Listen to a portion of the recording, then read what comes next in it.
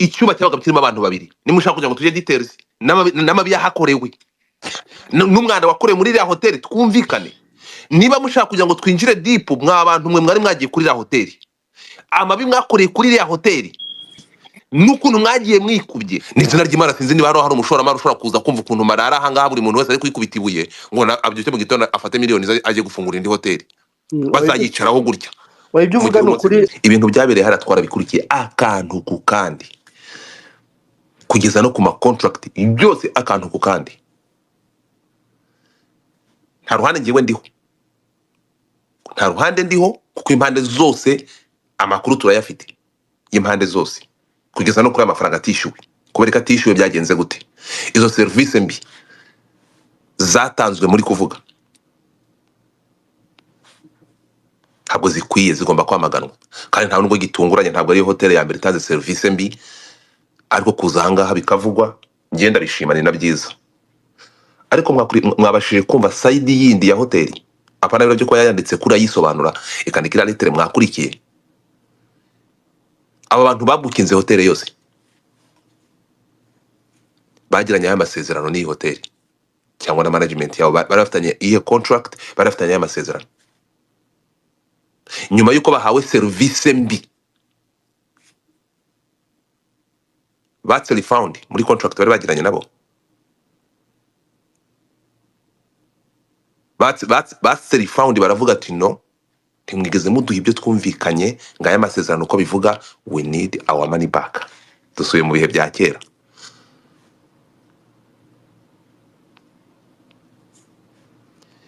Hoteli Marara ifite ibyumba 20 n'ikindi kinini cy'abashyitsi abantu bakuru. Iyi hoteli nubwo muri kuvuga ngo hari abantu bahise banatse baravuga ati no, ni gute muri kutubwira bari kuza bavuga ko bakiriye abantu benshi kandi bari bumvikanye abantu bakeya. Iyi hoteli yagomba kwakira abantu bangahe? Aba bantu bagiye ari bangahe?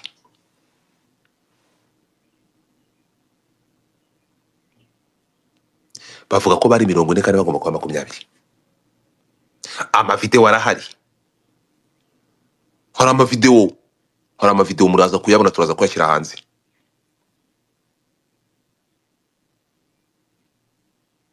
Tugaruke kuri social media. Ni byiza ko igomba gukoreshwa igakebura ibitariho, hagatangwa service nziza, ibitariho tukabivuga. Nge ntabwo ndi kuvugira hoteli. These people, aba bantu bari hariya harimo ibyamamare, aba big influencers, abantu bafite amazina.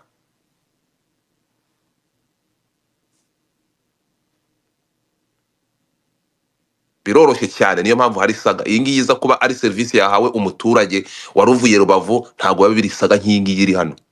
We are here kuko aba bantu ari ibyamamare.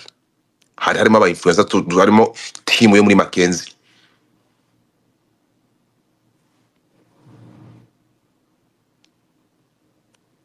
Muri kuvuga kuri service mbi zitangwa, nibyo tugomba kuzamagana ntizitangwe.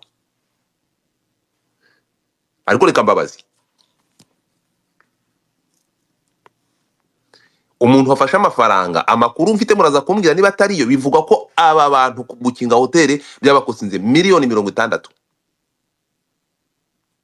muri kalkire zakozwe. Aya masaha turi kureba ku bantu bahabwa service, tukanenga kugira ngo service zigende neza.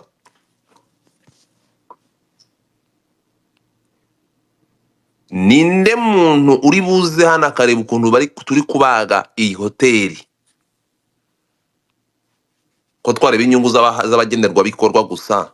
Ninde muntu uri bungitinyuke kujya gushora business yo gufungura indi hoteli mu Rwanda nyuma y'uyu nguyu kumwifatira mu gahanga gutya, kandi hari amategeko amugenga? Uyu muntu akaba ashobora gusubizwa amafaranga niba yahawe service mbi ko bagiranye contract. Ninde muntu uri butinyuke gukora icyo kintu? Uri buze kunyuranga kareba ukuntu uyu mugabo twamwifatiye ku gahanga gutya? Dushyiremo balance. Aba bantu, aba bakobwa, aba ngabo muri Mackenzie bakoresheje amazina yabo mu gutwika Marara kuba service zitagenze neza.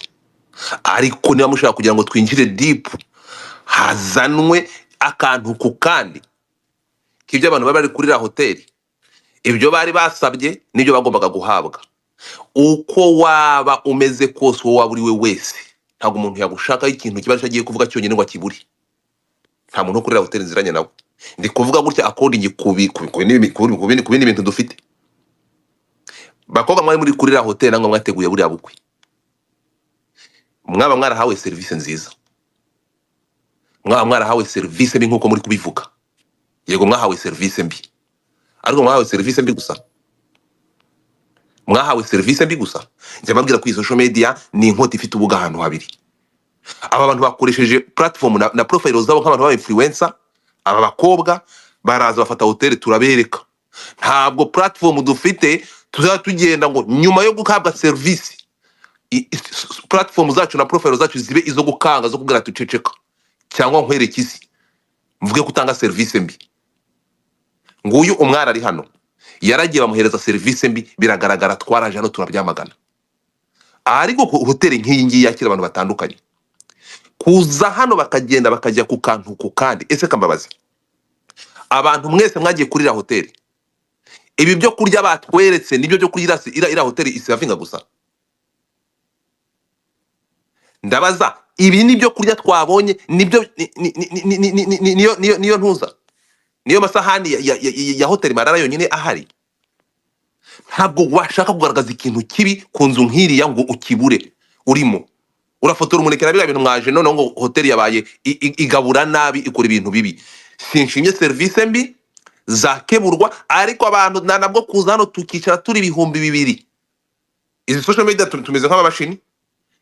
Umuntu umaze kuvuga undaraza kugira ngo audience itanyumva nabi ko bagiye bashyiraho udutoki, abantu bakagendera muri ibyo ngibyo nk'indongobe. S'il te plaît, iyi ni hoteli ishobora gutanga service mbi. Aba bantu bajya gufata iriya hoteli bakoze contract, bafite amasezerano bagiranye, baramutse badahawe service ni igihugu kigendera ku mategeko, bagende babakorera refund ndetse babace n'amande bahanwe.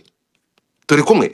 Ariko guterura hoteli hano utaranahakandagira, uwahawe service mbi ku Gisenyi, uwahawe service mbi mu kindi gihugu, akazana ubwo burakari bw'uko hoteli yamuhaye service mbi, akazana agafatara hoteli Marara agahita yicira urubanza.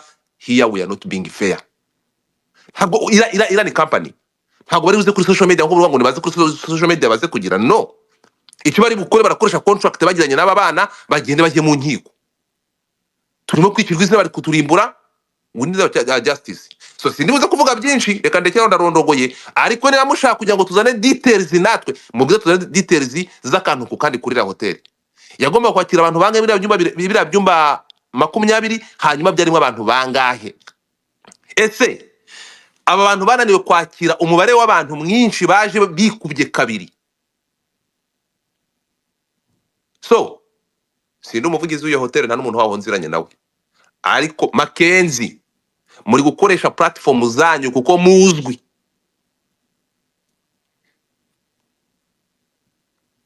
Mugafata kampani y'umuntu mukayirunda hitaka. Mugira umunsi mwiza. Turazana ama video n'ibindi rero turashyira hanze ibindi kandi biri kuri side yindi. Murakoze. All right. Good. Urakasa mutwe nkuko bivuga rwose, which is okay. We'll try to be fair. Urumva on your side or you have other information. So at the end of the day is space kigamije nkuko ubivuze neza. The other side of it niba service yatanzwe mbi bakwiye guhanwa, ariko niba koko nabo bafite nuza ntago bazara ku social media.